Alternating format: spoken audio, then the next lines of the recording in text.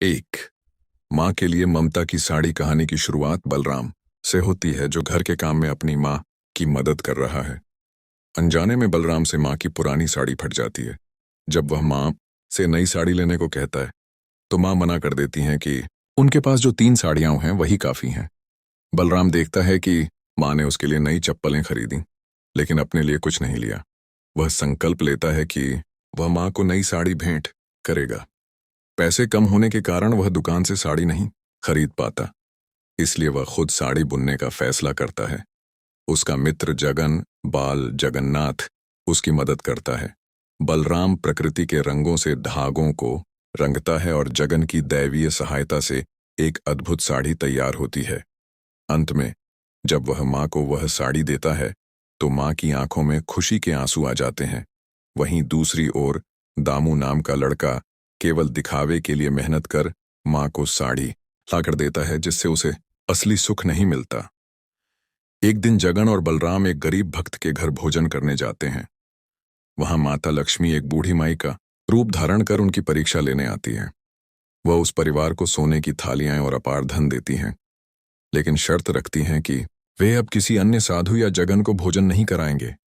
जब वह माई बलराम के घर पहुंचती हैं तो वह बलराम को प्रलोभन देती हैं कि यदि वह जगन भगवान का साथ छोड़ दे तो वह उसे दुनिया का सबसे धनी व्यक्ति बना देंगी। लेकिन बलराम कहता है, जिसके पास जगन्नाथ हैं उसे संसार के किसी धन की आवश्यकता नहीं।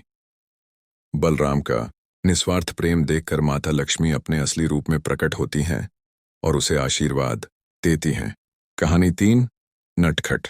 तोता कक्कू और चोरी का आरोप। बलराम को एक तोता मिलता है जिसका नाम कक्कू है। कक्कू बहुत ही प्यारा और राम नाम जपने वाला तोता है, लेकिन एक लालची आदमी मिट्ठन कक्कू के जुड़वां भाई बकू का इस्तेमाल कर राजमहल में चोरी करवाता है और सारा दोष बलराम के तोते कक्कू पर मढ़ देता है। बलराम को कारावास का डर दिखाया जाता है, लेकिन जगन की चतुराई और कक्कू की वफादारी से असली चोर पकड़ा जाता है।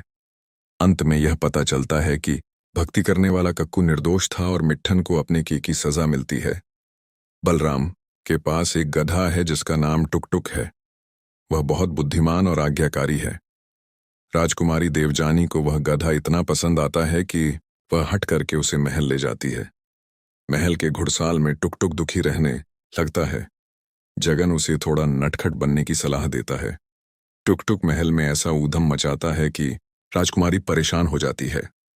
अंत में राजा राजकुमारी को सबक सिखाते हैं कि किसी का प्रिय साथी छीनना गलत है। टुकटुक वापस बलराम के पास आ जाता है। एक प्रसिद्ध संत हरिराम अपने कमंडल के जल से बीमार लोगों को ठीक कर रहे होते हैं। धीरे धीरे उनमें अहंकार आ जाता है कि ये चमत्कार उनकी शक्ति से हो रहा है। एक बार जब वह एक धनी सेठ की पत्नी को ठीक नहीं कर पाते तो लोग उन्हें पाखंडी समझकर बंदी बना लेते हैं। तब बलराम उसी कमंडल के जल को भगवान जगन्नाथ के नाम से छिड़कता है और चमत्कार हो जाता है। संत हरिराम को समझ आता है कि शक्ति इंसान में नहीं, भगवान के नाम में होती है। उनका अहंकार टूट जाता है और वे पुनः भक्ति के मार्ग पर चल पड़ते हैं।